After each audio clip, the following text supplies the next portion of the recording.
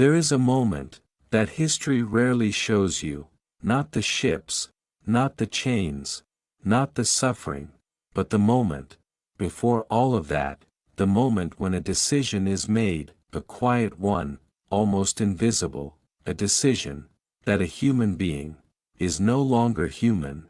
This is where it begins, not with violence, but with an idea powerful enough, to rewrite reality, because once you change what a person is, you change what can be done to them, and once that happens, there are no limits. This is the hidden foundation of the transatlantic slave trade, not ships, not markets, but belief. The system didn't start by capturing bodies, it started by reshaping minds, because controlling a human physically is expensive, but redefining them, that's efficient. If I can convince you that someone else is not fully human, then I don't need to force you to harm them, you will justify it yourself. Narration deepens. This is the psychological switch, the moment empathy is turned off. Chapter 2, From Person to Property. Once the idea is accepted, the structure follows. Language changes first.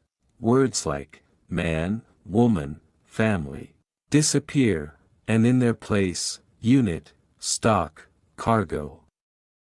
This is not accidental. Language is a tool, because if you change the words, you change the perception, and if you change perception, you change reality. Chapter 3, The Normalization Process. At first, it feels wrong, unnatural, but systems don't rely on immediate acceptance, they rely on repetition, exposure, distance. You hear it once, you question it, you hear it 100 times, you begin to accept it, you see it everywhere, you stop noticing it, and this is how the unthinkable becomes ordinary. There is a moment that history rarely shows you, not the ships, not the chains, not the suffering, but the moment, before all of that, the moment when a decision is made, a quiet one, almost invisible, a decision, that a human being, is no longer human. This is where it begins, not with violence, but with an idea powerful enough, to rewrite reality, because once you change what a person is, you change what can be done to them, and once that happens, there are no limits. This is the hidden foundation of the transatlantic slave trade, not ships, not markets, but belief. The system didn't start by capturing bodies, it started by reshaping minds, because controlling a human physically is expensive, but redefining them, that's efficient. If I can convince you that someone else is not fully human, then I don't need to force you to harm them, you will justify it yourself. Narration deepens. This is the psychological switch, the moment empathy is turned off. Chapter 2, From Person to Property. Once the idea is accepted, the structure follows. Language changes first. Words like man, woman, family disappear, and in their place, unit, stock, cargo. This is not accidental.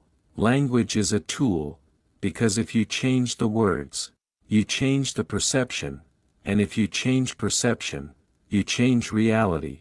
Chapter 3, The Normalization Process.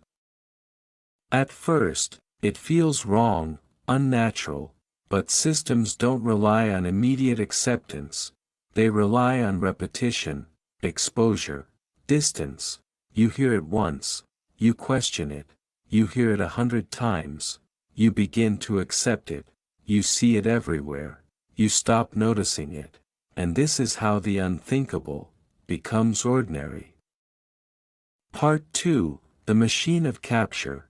How humans became supply. Ideas don't move people, systems do. Once a human being is redefined, the next question is simple: how do you acquire them? Because if a person is now property, then like any property, they must be sourced, and that's where the system evolves into something far more disturbing, a supply chain. This was not chaos, it was coordination, it was business. And it fed into what became known as the transatlantic slave trade. Chapter 1: The invention of supply. The system didn't just take people, it created demand, and where there is demand, supply follows. But here's the dark truth: supply doesn't appear on its own.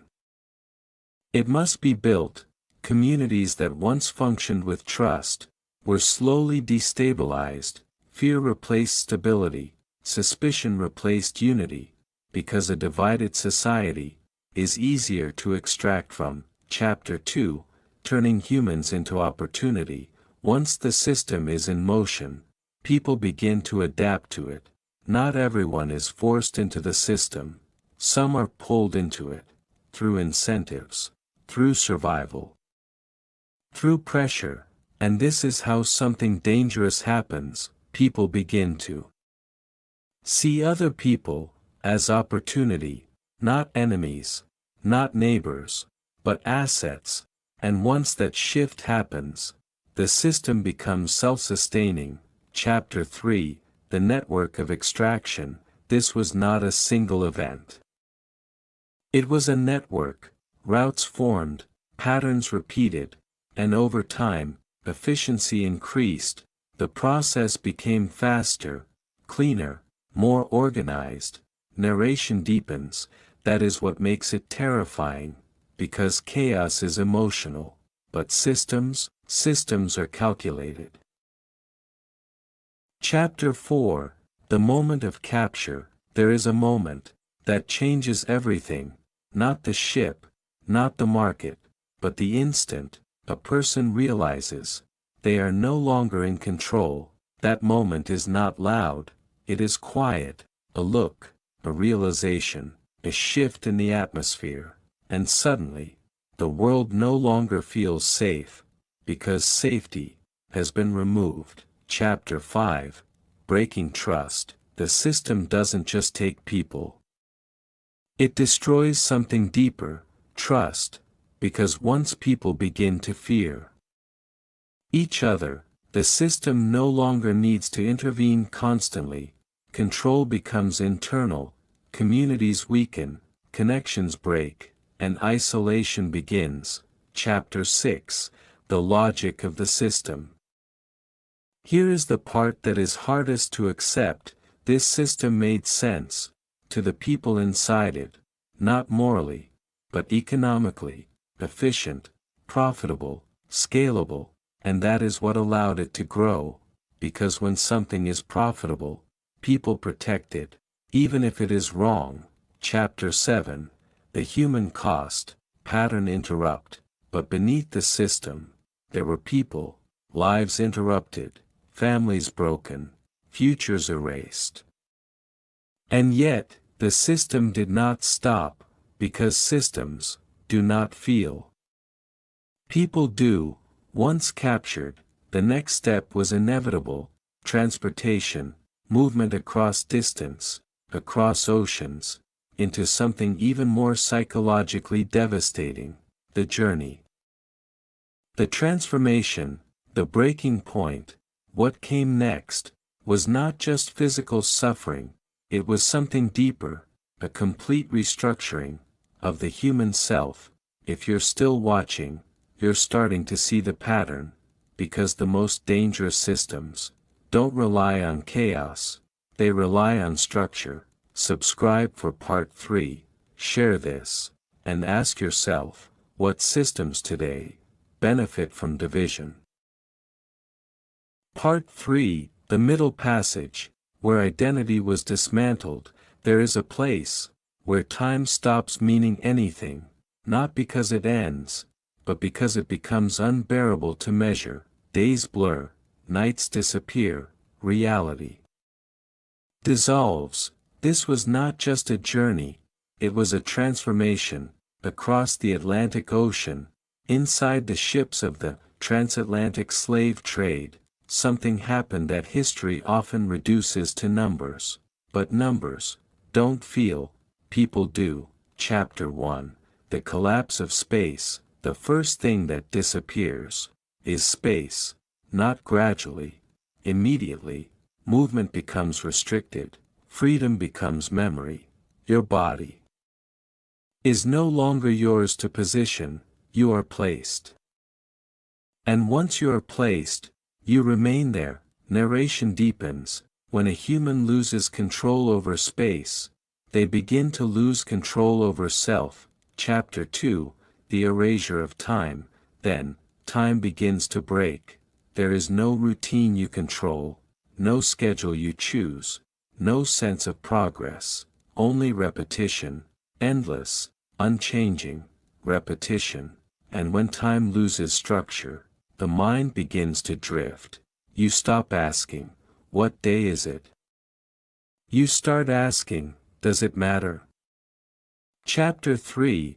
The destruction of identity. Identity is built on three things: control, recognition, continuity.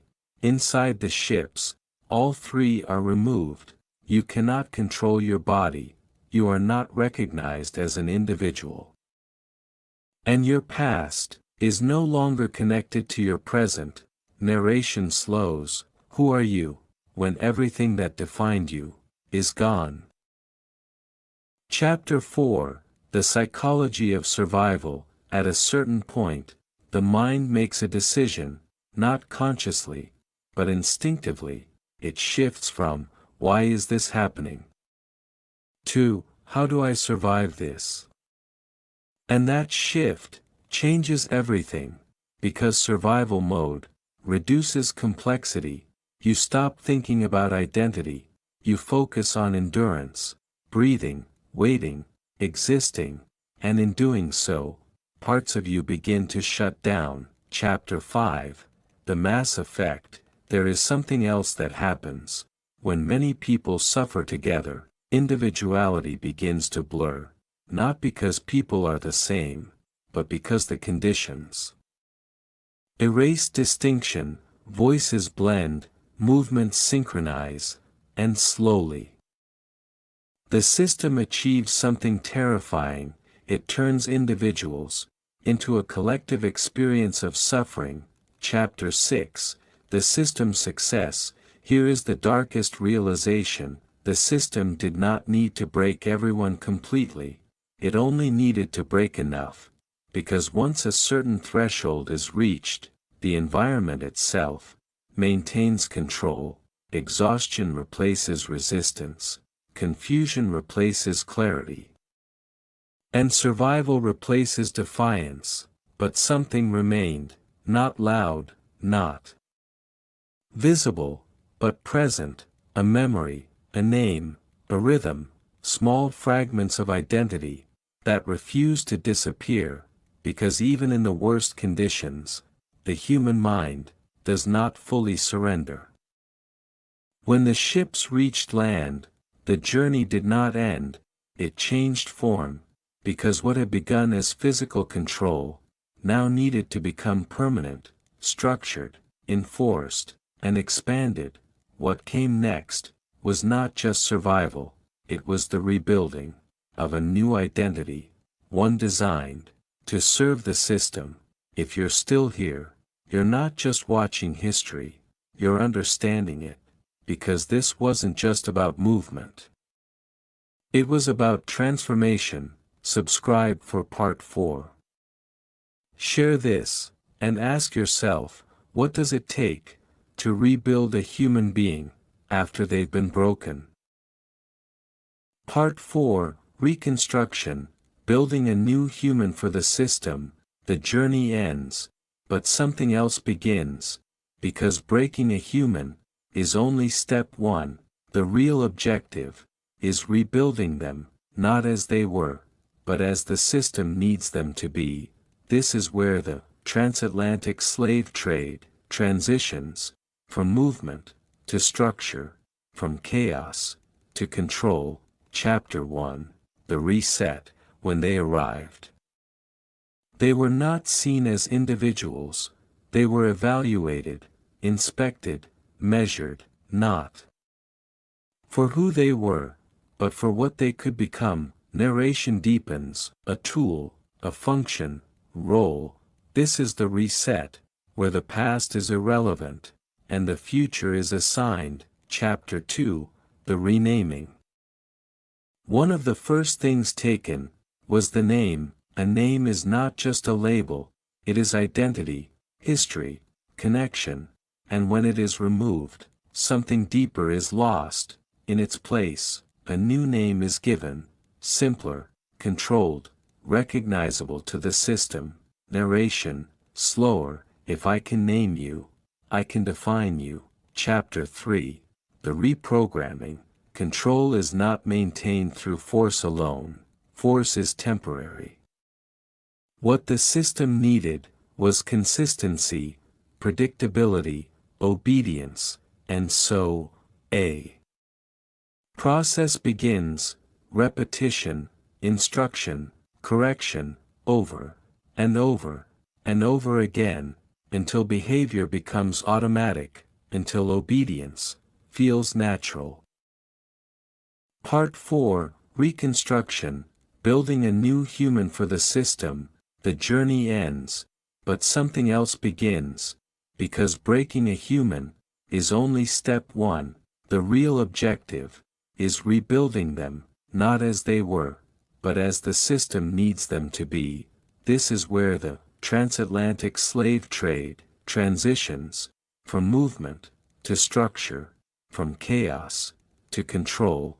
Chapter 1, the reset. When they arrived, they were not seen as individuals, they were evaluated, inspected, measured, not for who they were, but for what they could become. Narration deepens, a tool, a function, role.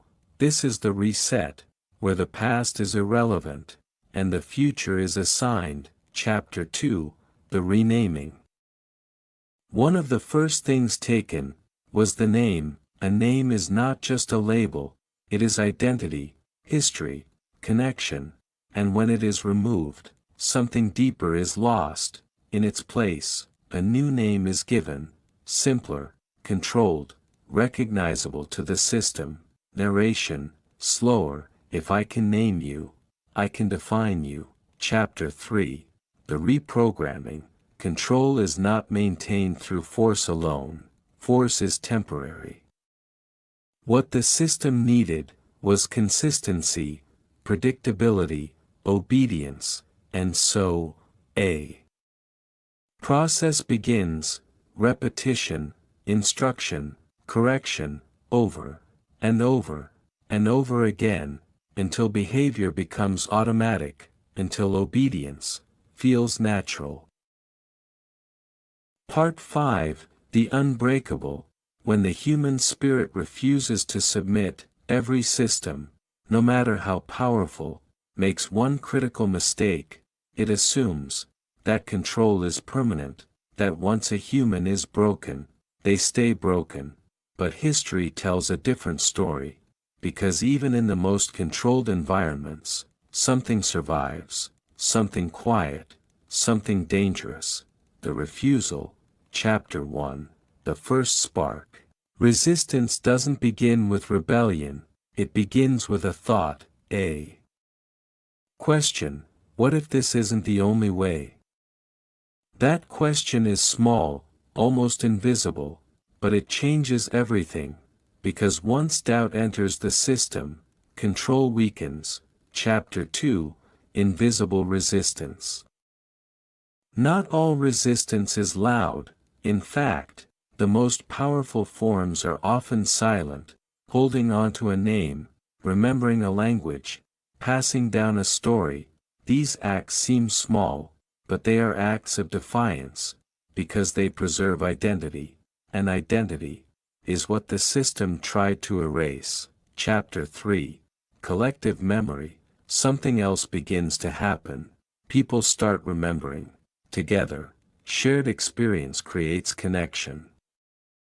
Connection creates strength, and strength creates possibility, because once people realize they are not alone, fear begins to lose its power. Chapter 4, The Risk of Resistance.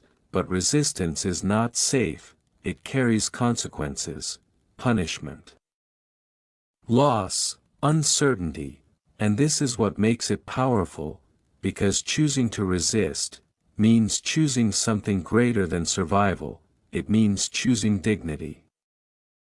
Chapter 5, The System Responds. When a system detects resistance, it reacts, not calmly, not rationally, but aggressively, because resistance threatens stability, rules tighten, control increases, fear is reinforced, narration deepens. This is how you know resistance is working, because the system begins to panic. Chapter 6, The Spread. Resistance is contagious. One act inspires another. One voice creates many. And slowly, what was once isolated becomes collective. A pattern emerges, a movement begins, and the system faces something it cannot easily control. Unity. Chapter 7, The Turning Point. There is always a moment when everything changes, not gradually, but suddenly, when fear is no longer enough, when control is no longer absolute, when people decide that the cost of submission is greater than the risk of resistance. That moment is the beginning of transformation. But resistance alone does not end a system, because behind every system there is something deeper, something that sustains it, protects it, expands it. What comes next is not just about control or resistance, it's about power, economic power, structural power, the engine that keeps everything running. If you're still here, you're witnessing something important, because no system has ever existed without resistance. Subscribe for Part 6. Share this, and ask yourself, what makes people risk everything, just to be seen as human? Part 6, The Engine. Why the system refused to die. Systems built on cruelty do not survive by accident, they survive because they work, not morally, but economically.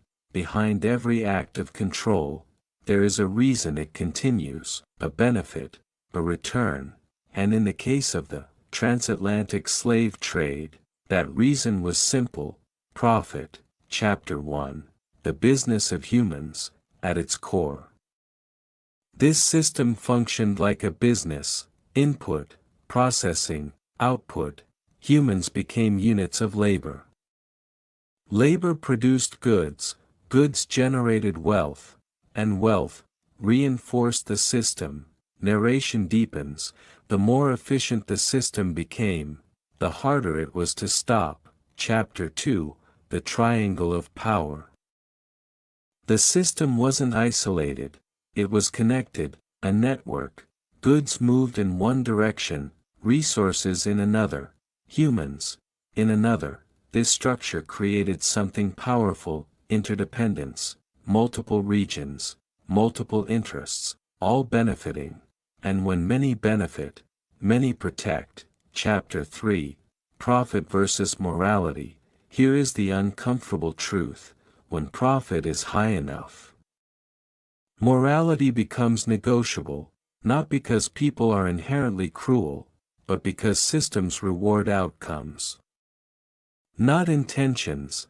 If something generates wealth, it is justified, explained, defended, and over time, normalized. Chapter 4, The Cost of Stopping. Ending a system like this is not simple, because stopping it means loss, loss of wealth, loss of power, loss of structure, and for those benefiting, that cost feels unacceptable. So the system continues, not because it is right, but because it is difficult to end. Chapter 5, Institutional Protection. Over time, the system becomes larger than individuals, it becomes institutional, embedded in laws, supported by governments, protected by authority, and once something reaches that level, it becomes resistant to change, because now, it is not just a practice, it is a structure. Chapter 6, The Illusion of Necessity. At a certain point, people begin to believe something dangerous, that this system is necessary. That without it, things would collapse, that it is not just beneficial, but essential. Narration, slow, intense.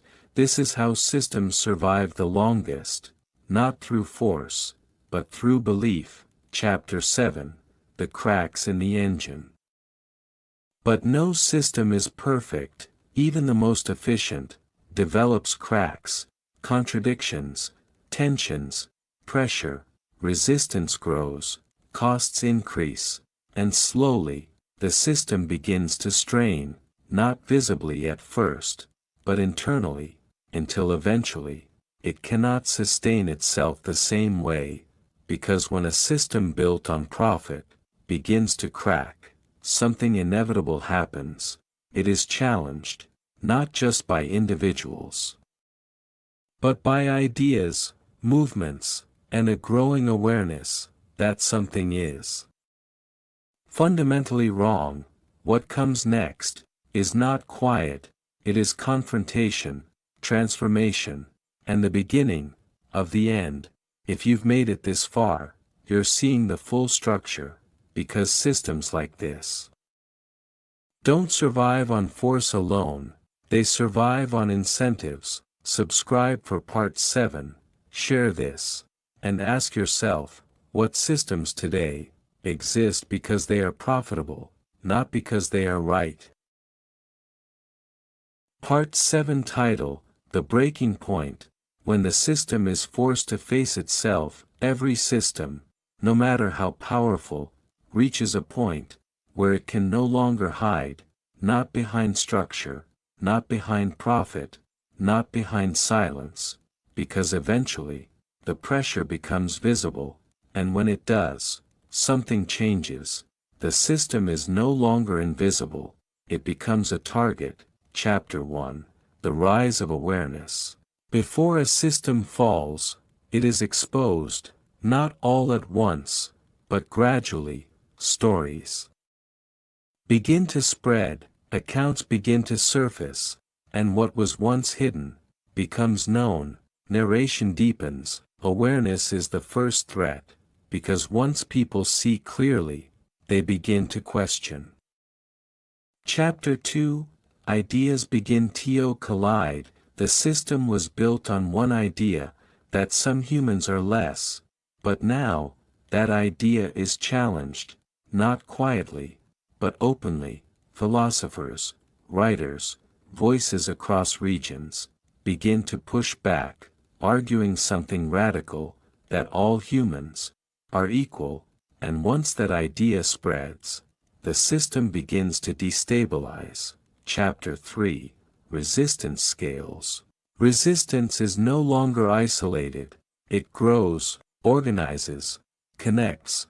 What was once small and scattered becomes structured, movements form, alliances build, and now, the system is no longer facing individuals, it is facing collective force. Chapter 4, The system fights back, but systems do not collapse quietly.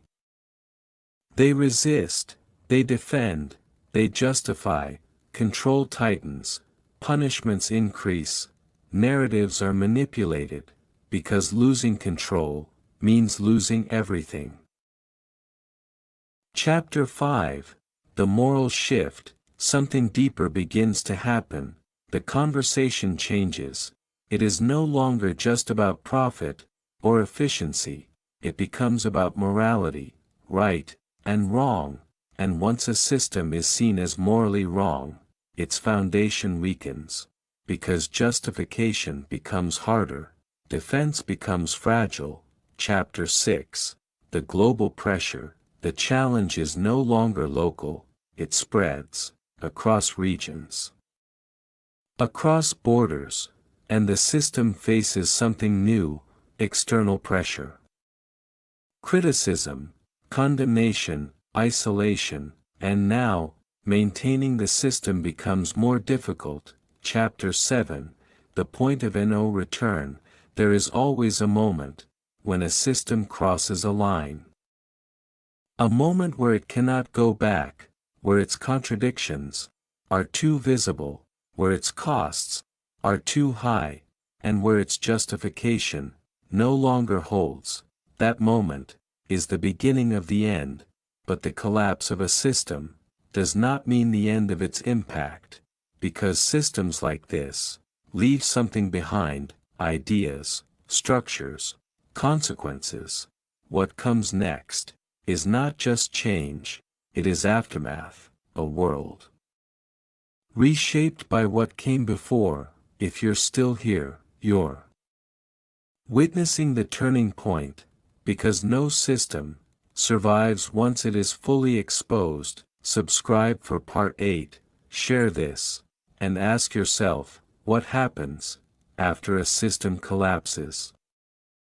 Part 8, The Aftermath, when the system ends, but doesn't disappear. The system falls, the laws change, the structure dissolves, and from the outside, it looks like the story is over, but it isn't, because systems like this don't just control the world, they reshape it, and when they disappear, they leave something behind, something invisible, something persistent, a ghost. Chapter 1, The World That Remains. When a system collapses, people expect immediate change, freedom, equality, a new beginning, but reality is more complicated, because the structures may be gone, but the effects remain. Economically, socially, psychologically, the world has already been reshaped. Chapter 2, Unequal Starting Lines. Not everyone begins the new era from the same position. Some inherit stability, others inherit disruption, lost wealth, lost opportunities, lost connections, and this creates something subtle, but powerful: unequal starting points. Narration deepens, and unequal starts lead to unequal outcomes. Chapter 3, The Persistence of Ideas. Even when systems end, the ideas behind them don't vanish instantly, they linger, in assumptions, in behavior, in expectations, because ideas, once repeated enough, become embedded, and changing them takes time, sometimes generations. Chapter 4, The Internal Battle. The external system may be gone, but internally, the struggle continues.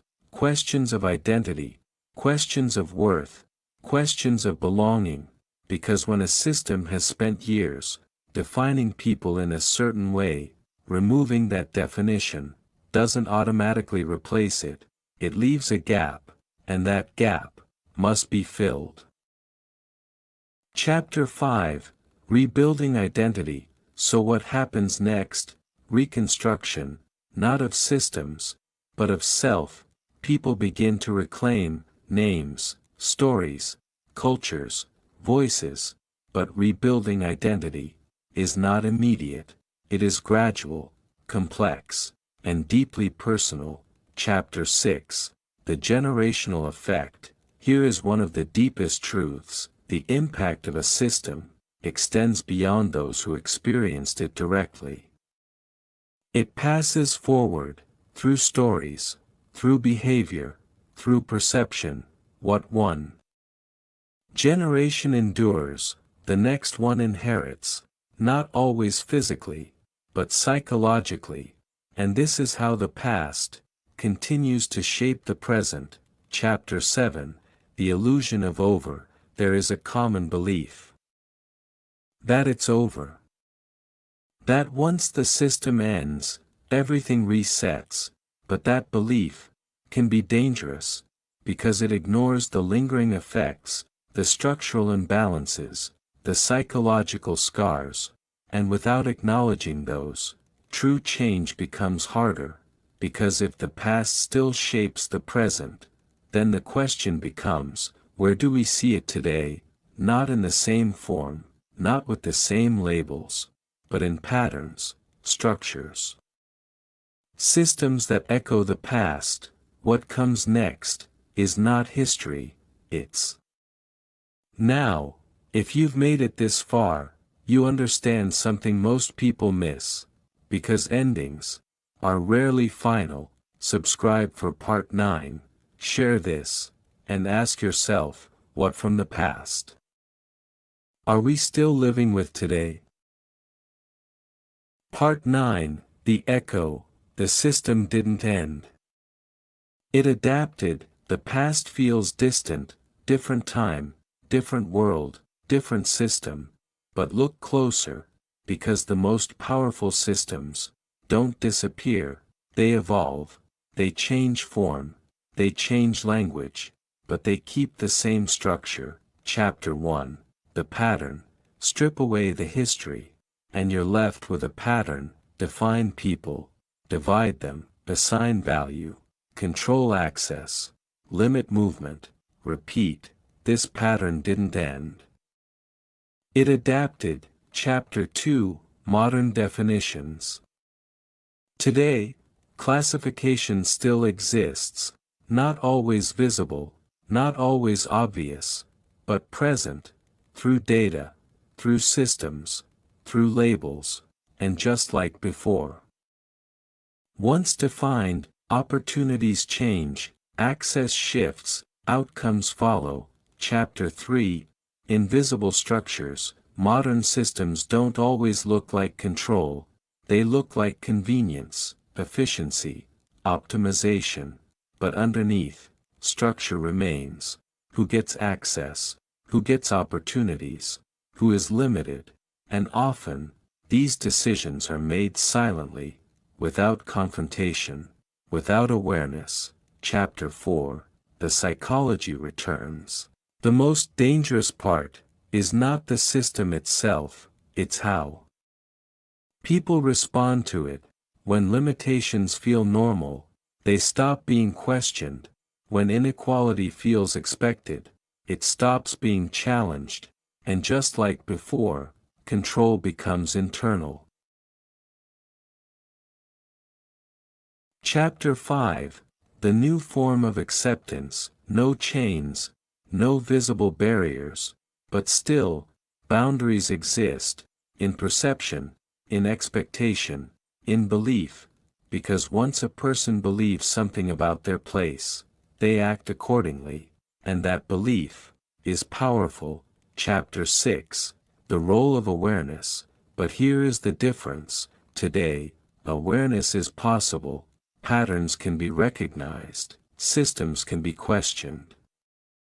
And once seen clearly, they lose some of their power. Narration deepens. Because control depends on invisibility, and awareness removes that advantage. Chapter 7, The Choice. This is where it becomes personal, because once you see the pattern, you have a choice. Ignore it, accept it, or question it, and that choice determines whether the system continues or changes, because understanding the past and recognizing the present leads to one final question: what happens next? Do systems like this fade away, or do they return in new forms? The final part is not about history, it's about possibility. If you're still here, you're not just watching, you're seeing. Subscribe for part 10, share this, and ask yourself, what patterns in your world have you never questioned?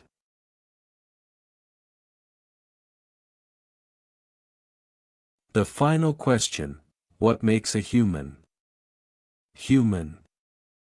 After everything, the systems, the control, the resistance, the collapse, one question remains, a simple one, but one that history has struggled to answer.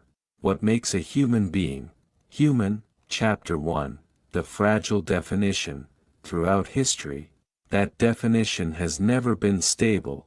It has been shaped, reshaped, and sometimes taken away, not because it changed, but because power decided it could.